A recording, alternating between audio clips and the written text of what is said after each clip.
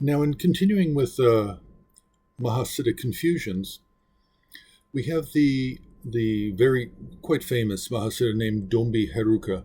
Dombi Heruka is found in the Abhayadatta and Vajrasana systems of the 84 Mahasiddhas. The Abhayadatta is actually Abhayakara Gupta, one of the abbots of Vajrasana monastery or Bodh Gaya monastery, and this is in the 11th century. So it's mid 11th century when the Abhayadatta, Abhayakara Gupta text was written. And the Vajrasana text is really about 100 years later in the 12th century, because it includes a number of Mahasiddhas from the mid to late 11th century. So it can't be written before that. So the confusion is with Dombi Heruka. Dombi Heruka is very distinctive in the art, in both painting and sculpture. He appears as a Heruka figure, as in a Siddha appearance figure, meaning a skull, crown, snake ornaments, bone ornaments, disheveled, long hair. And in this case, he holds in his upright right hand, he holds a snake as a kind of a whip, and in his left hand he holds a skull cup.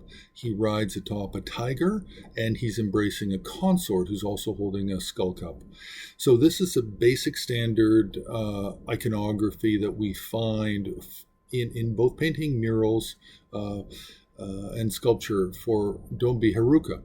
Now, the confusion is with later Tibetan painting, where we have the teacher Tsongkapa, who is the founder of the Gelug school, Gelug movement. And we have one of his three principal disciples, Kedrub. And Kedrub had a series of visions about Tsongkapa.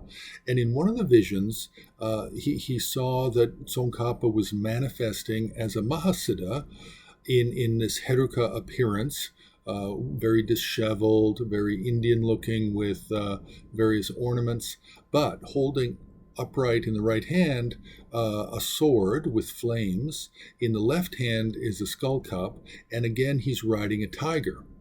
So this is the similarity. What's missing here is the snake whip or riding crop, and then also the consort. So we don't have the snake or the consort with Tsongkapa.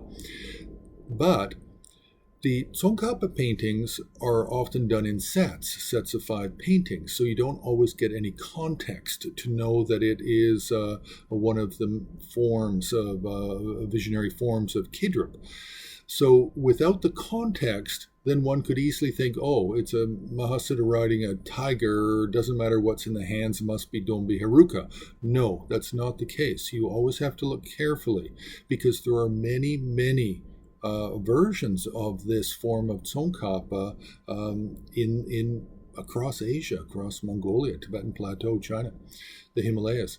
There are 5 main figures of Tsongkapa that Kedrub saw, and these are really the 5 forms represented in art of Tsongkapa, and one of them just happens to look like Dombi Heruka, one of the 2 main students of the Mahasiddha Virupa.